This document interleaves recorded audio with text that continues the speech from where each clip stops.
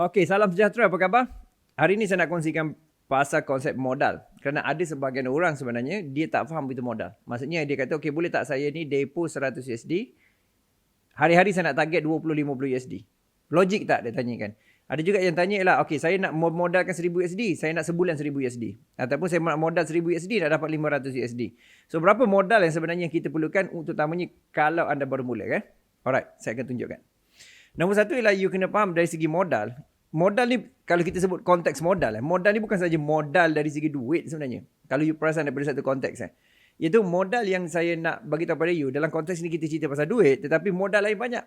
Contohnya modal disiplin. Kan, modal fikiran. Kan, modal tenaga. Macam-macam lagi. Tapi konteks ni lah modal duit. Okay? So bila kita kata modal duit. Sebenarnya konsep asas yang you kena faham. Iaitu maksimum sebenarnya modal ni. Bukan minimum. Maksimum. Sebanyak mungkin. Apa kejadah ni pula gila ke? Ya, kena maksimum. Maksimum dan nombor dua lah syarat dia lah sanggup lebur lah, sanggup hilang. Sanggup hilang. Dia panggil risk tolerance.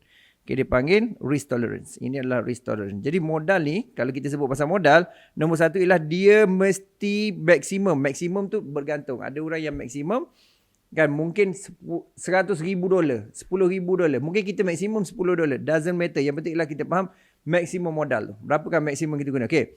Saya bagi contoh satu konsep penggunaan modal. Jadi bila sebut modal, nombor satu ialah you kena faham ialah apakah you nak dapat ataupun pulangan daripada yang you laburkan. Jadi modal ni ialah digunakan untuk mengetahui dia akan pecah kepada dua. Ada modal. Lepas tu dia akan pecah kepada dua perkara iaitu risk dan reward. Kan, satu ialah modal. Lepas tu nombor dua ialah kita pergi kepada itu namakan sebagai risk dan juga reward.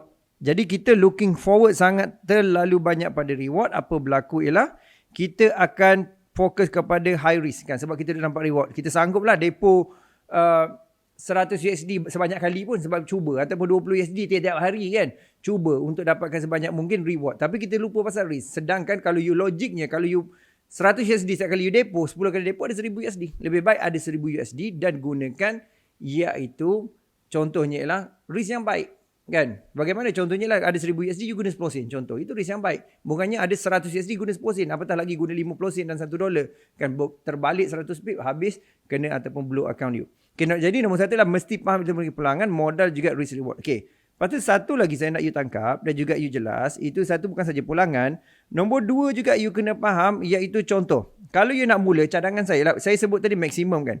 Tapi coach saya ni takut coach. Jadi maksudnya saya berpendapat lah. Minimal you mulakan 100 USD lah. Jangan kecil sangat lah.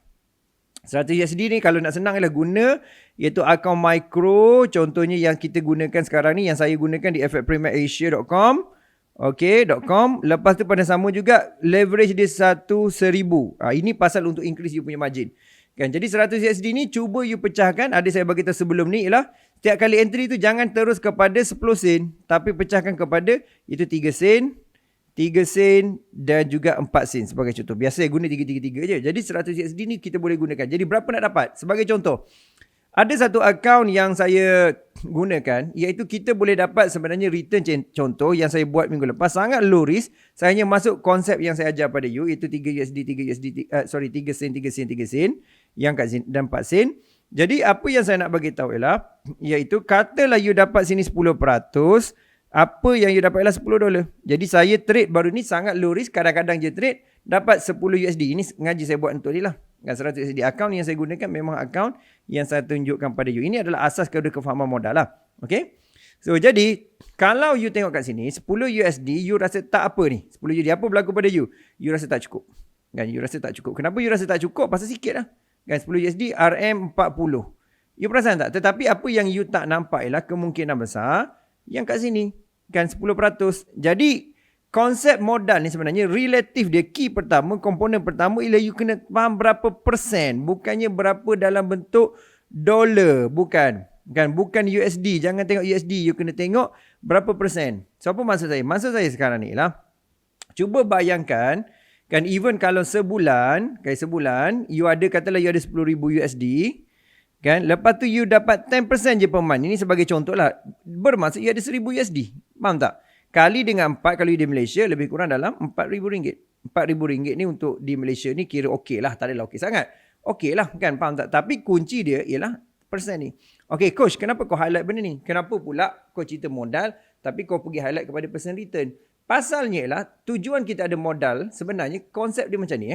Ini saya nak bagi satu mantra daripada Root Activity. Ini mantra kita. Okay, mantra kita iaitu makin besar akaun, kan, makin besar akaun, okay, makin kurang risiko. Makin kurang risiko. Sebab kalau dia risiko rendah pun, return dia tinggi. Faham tak? Dengan 10% daripada 100 USD dapat $10.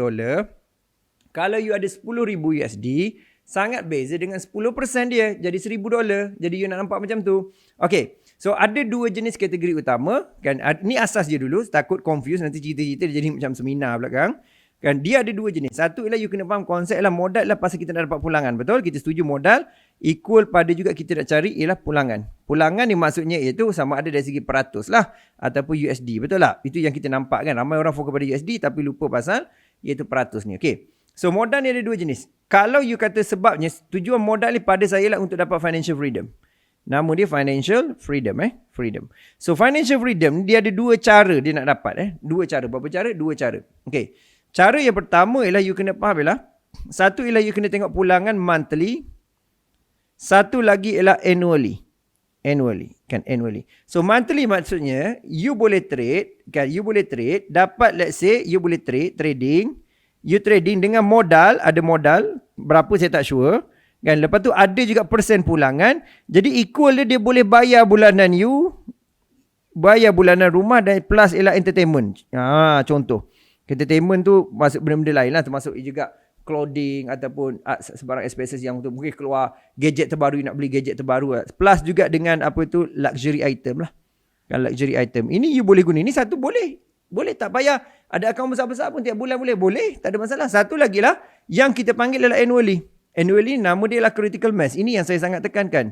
Critical mass ni maksudnya ada modal yang bapak gila besar. You trade selama 1 tahun. Ni saya tukar color lain iaitu you trade selama 1 tahun. Okay, saya buat kali hitam balik lah. You trade untuk 1 tahun. So trading 1 year. Return, kan, return berapa? Return hanya contoh 10%, let's say, dan tapi dapat bayar hidup you 12 bulan akan datang. So ini konsep dia.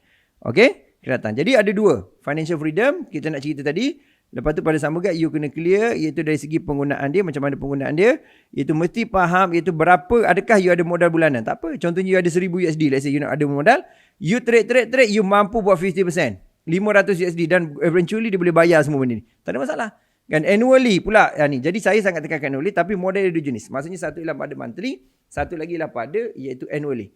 Jadi bila sebut modal, you kena faham konsep kat sini. Dan kenapa coach tak bagi tu modal spesifik? Sebab modal tu sangat berbeza pada setiap individu kan. Bergantung kepada kewangan dia, simpanan dia, pelan kewangan dia dan juga sesuatu yang boleh dibuat. Okay. So kalau you ada soalan pasal modal ataupun you ada komen lain, boleh tulis komen di bawah. Jangan lupa klik like dan juga subscribe kerana saya akan buat video-video yang tertentu. Untuk hari ni saya memang start dengan, untuk kali ni memang start dengan modal. Konsep dia sedikit general tapi pada saya buat nak bagi tahunya pentingnya modal tu. Nak bagi tahunya pentingnya faham return tu. Okay. Jumpa lagi dan jangan lupa share dengan kawan-kawan lain. Jumpa lagi.